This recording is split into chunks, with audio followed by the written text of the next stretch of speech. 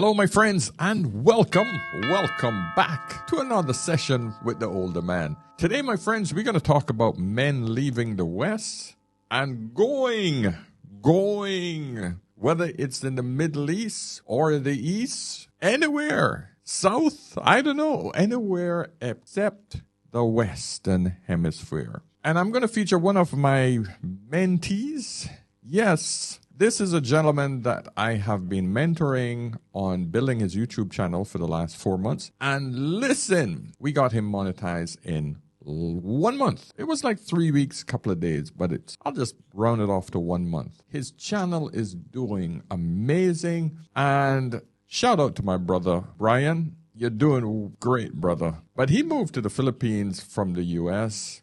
I mean, he is by far one of those men that could have really cleaned up any woman in the U.S. Any woman. But he chose not to. And then we're going to look at 2 other gentlemen. So, my friends, subscribe, like this video coming in. I am here to show you, gentlemen, that there are alternatives to the Western BS and frustration you got to put up with, whether it's the incredibly high taxes, the outrageous cost of living, and of course, the woman. Because, gentlemen, life is too short, man.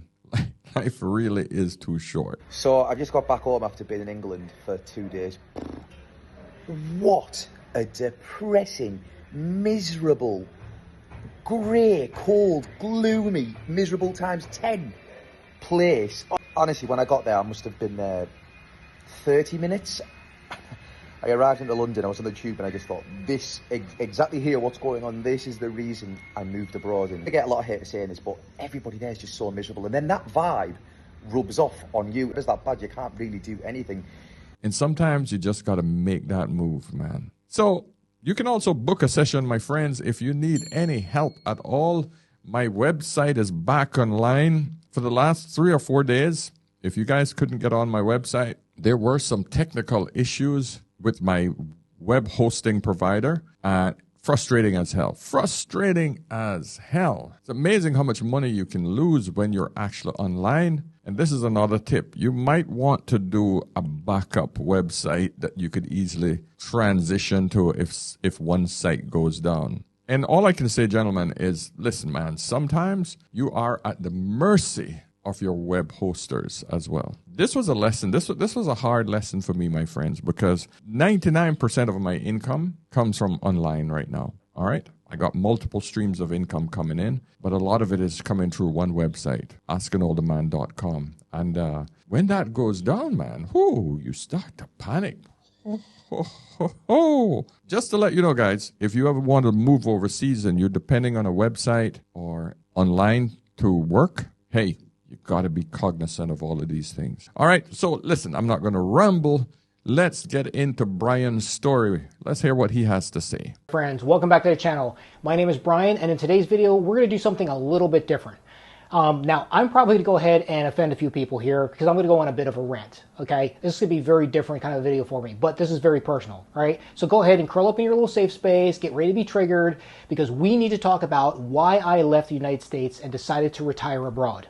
Now, I am proud to be an American citizen. I served 11 years, 7 months, and 12 days with the Army National Guard. Yes, I went and just pulled my DD-214, and those are my actual numbers. I started at the bottom, the basic E1, basic training in the Army, right? I worked up through the ranks, and then I got accepted into Officer Candidate School, OCS, where I took a commission as a second lieutenant, and I graduated with my electrical engineering degree at the same time. Now later, my professional career was taking off, so I resigned that commission and I wound up working in the defense industry, and I worked for all the major companies, Boeing, Northrop, General Dynamics, SNC, L3Harris, pretty much everyone out there, right? I was a big consultant with them all, okay? I even took a position as a science and technology analyst with the United States Pentagon. So I know what I'm talking about here, all right? Now, I'm not trying to impress you with all this. That's not my intent here. I'm trying to impress upon you that I served my country and that I am a proud American. No. Hey, Brian, we're impressed. No, I'm serious. The reason why I want to show you this first part of the video is because I want you gentlemen to understand, number one, There's some really smart guys out there watching this channel. There's some very high net worth individuals who are watching my channel. My friends, the amount of PhDs who are clued in to this type of knowledge is mind-blowing. And this tells you, my friend, two things. The men who have a lot of choices are still looking overseas. They're not even looking within their own country right now. These are the men that are saying, yeah, I'm not risking it. That should blow your mind. I'm not risking it, not getting married. I mean, Brian is still a relatively young man, so to speak. He's done well. He's able to actually move out of the country and actually retire somewhere else. But he could do that because whatever money he has secured is now worth a lot more living in the Philippines. Right? I did my service. And yet, it saddens me to say that when I look at the retirement options in the United States, it is better for me to retire abroad than grow old in some rest home waiting to die. I am not here to talk bad about the United States, nor am I going to make this conversation political. That is not the intent of this channel, and I'm not going to do it, all right? My issue is not with America. My issue is with the culture of America, all right? This crap all about, I don't want to work hard, everybody's a victim, give me free stuff, that's unfair, you shouldn't have that, that should be given to everybody. Okay, I'm done with that crap, all right? I don't care. If you want a better life for yourself, then get out there and work for it, okay? Because here's the thing, your life can be one of two things, okay? Either it can be an example that people look up to, or it can be a warning and show people what not to do. That is your personal choice, all right? I am a single man. I have never been married and I have no children of my own, all right? I'm an uncle of 10 nieces and nephews. That was my role in this life, all right? So I don't have anybody, okay? Who is going to be there to be supportive and care for me as I get older, all right? I had to look at that. Yes, I have friends and families. I have nieces and nephews. But guess what? They all have lives of their own, all right? So I needed to look at what was best for me. And let's be honest here, okay? All of the prospects in finding a quality relationship in the West, they're horrible, okay? That's just a fact. Why would I want to pick through that trash can of leftover women who have nothing but baggage, bills, and babies from other men, okay? There's no good options. So baggage, babies, and bills. I'm going to use that one, Brian. Baggage, babies, and bills. Ooh, that's rough. That's rough. But unfortunately, that is the reality of how a lot of men see women in the West right now. Good-looking guy, tall, did well in life, and more than likely, the reason why he could retire this early is because he never got married and gotten screwed over by some Western woman. Most men can do that in the West if they work hard and they never had to spend money on a woman. So all I'm saying, man, hey, why not? Why not, gentlemen? Say, hey, what am I going to do with the rest of my life after I've worked my ass to the bone? Most of us, to be honest, man, just want a simpler life. We just want peace and relaxation after we've put in, 12 hours a day, bloody shifts. Most of us, that's all we want. We want to rest, but we want to actually enjoy a bit of life afterwards. So Brian has a channel called Ask an Expat. No, it's not associated with Ask an Older Man, by no means at all. We just came up with some great names, and that one popped up as a joke, and he said, I actually like it. So we used Ask an Expat. And he is helping a lot of guys right now on his channel. There's a lot of great information of him going through daily life in the Philippines, and also giving you great information on costs, healthcare, all of these things. Guys, you just definitely got to go over there and support him. Check out his channel. All right. All I'm showing you, gentlemen, is the choices that you have. Here's a man who's really not ready to pack it in and, get his walker. He's relatively young, very healthy, and he's on a motorcycle and he's enjoying other lands, my friends. So this is something that you guys can probably look at as well. So now we're going to take a look at another gentleman who's slightly older, who's also moved to the Philippines. And the way he looked at it is a little different. I want you guys to see all the different perspectives, right? Hi, what's your name and where are you from? I'm John. I'm from the Seattle, Washington area. What brings you down here to the Philippines? I retired here And when was this? 8 weeks ago. That's it. 8 weeks. 8 weeks ago it is. They're nice and fresh. Yes, I am a fresh transplant. All right. So what has been your experience? What do you like so far in your 8 weeks? Not worried about cash flow. Okay. That's good. Yeah, it's a big deal. Of course. That's one of the prime drivers for me leaving the U.S. Okay. And what else aside from having a little bit more money than usual? Not being cold in the Northwest in the winter. Yeah, definitely. So I like being warm. I don't mind the heat. I think I tolerate the heat better than most of the Filipinos I met. So Yeah, you don't look like you're sweating at all. nah, doesn't bother me in the slightest. That's one thing I still can't get adjusted to. Yeah, it just doesn't bother me. Okay, good. I'm very jealous, to be honest. That's one of my only issues around here is the humidity. Yeah. Okay. Any dislikes so far? Something that could be better for you, maybe?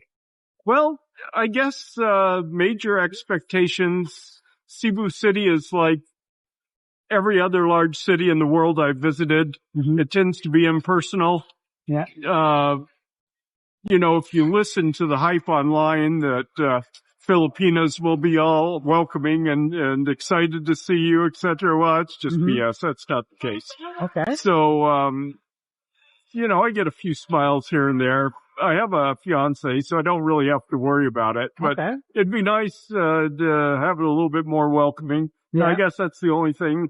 Guys, don't get caught up in the hype with guys saying, oh, you know, the girls are always running after foreigners and, you know, doesn't matter how old you are, blah, blah, blah. Listen, that is a fantasy. So if you're hearing that, gentlemen, just ignore that shit. The reality of it is cities are cold. It's only when you get into rural areas where people are a lot more friendly and outgoing. It's as simple as that. Don't get too caught up in the hype. Realize that you have to actually make an initiative as well. If you're walking around and you got that old grumpy old man face on and people can't see behind your gray beard, they're not going to walk up to you going, hello, Mr. White Man, how are you?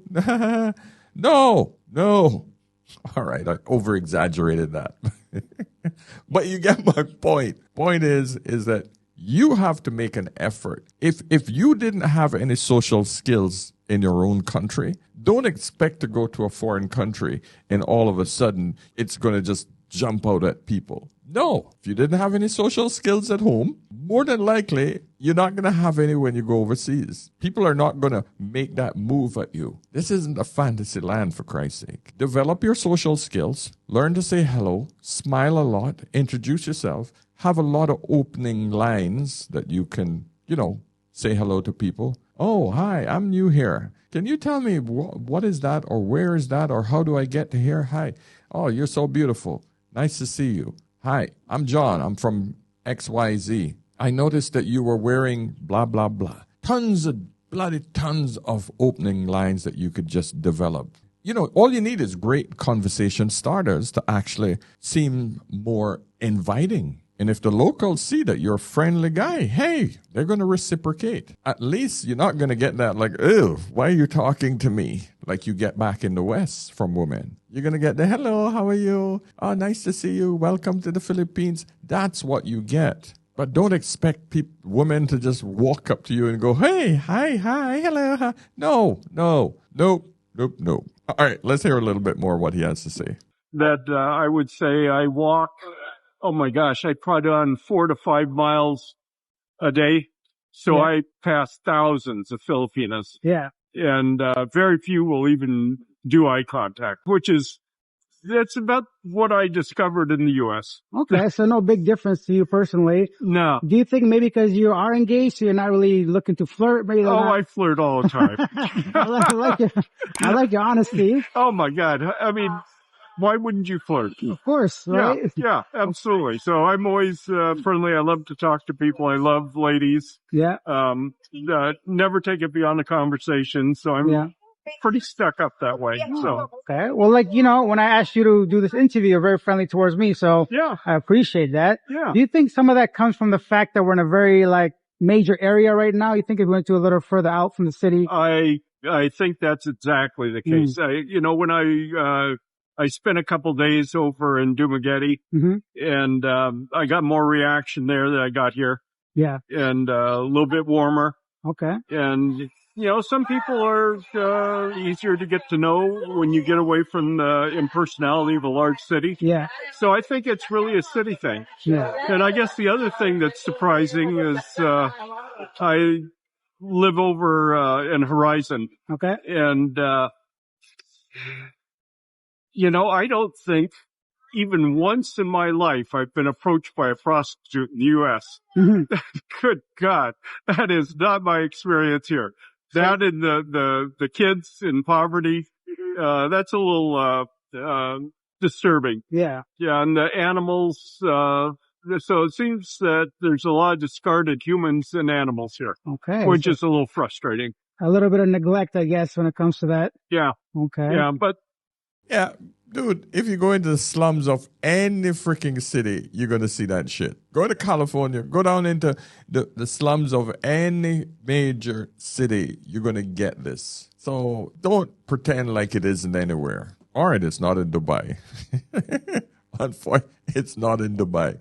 But Dubai is a seriously exceptional place. All right? So try to understand that whenever you leave and go into a new country, my friend, you're going to get the good and the bad. But in every single case, there will be the rich, the extreme rich, the middle, and a massive amount of lower class people. And people who are just barely getting by. And of course, you're going to have people who live on the street, the lowest of the income group. Unfortunately, that's the reality of life. So that was good. That was another gentleman who moved to the Philippines.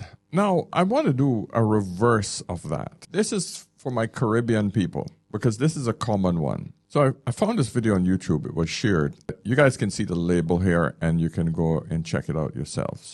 If you grew up in a place like this, or even this, you were rich. Let me explain. When we were growing up in the Caribbean, we were told one thing over and over. You were poor and the real opportunities are abroad. But what if I told you that this was one of the biggest lies ever told to us? Let me break it down. We weren't just not poor, but we were rich in ways we didn't even realize. And as the years passed, that truth became glaringly obvious.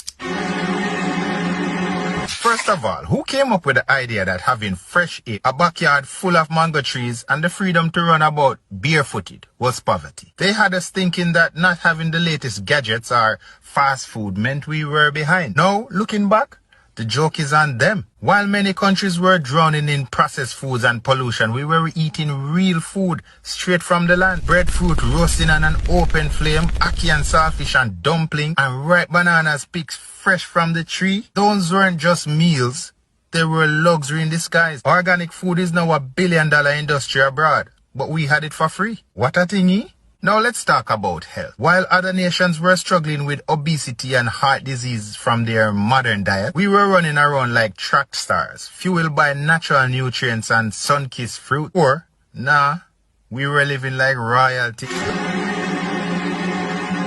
For years, the dream of leaving the Caribbean to the first world was sold to us like a ticket to paradise. Move to America or England and your life will be set, they said. But when many of us made the leap, we found out that the grass wasn't really greener, it was just colder. In the Caribbean, we woke up to the sounds of birds chirping and waves crashing. Well, not all of us, but most of us. While over there, abroad, it was alarm clocks and traffic jams. A live look at traffic. This is that annual shot we see every year. Life abroad isn't all it's cracked up to be. Believe me. High taxes and expensive rent. Rental prices have gotten so out of hand that people are renting. The brother is so right. And it goes on and on about the many lies that we have been told about moving out of our beautiful island life. And yet now, many foreigners are coming in, spending millions, moving their families over there, running away from the city life from all over the globe.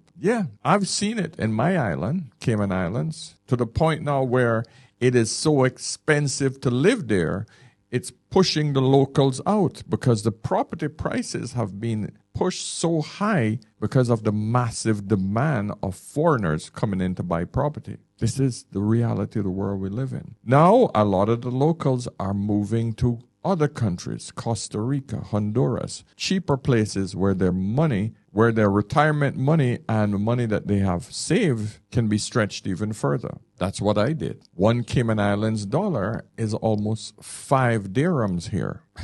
Yeah.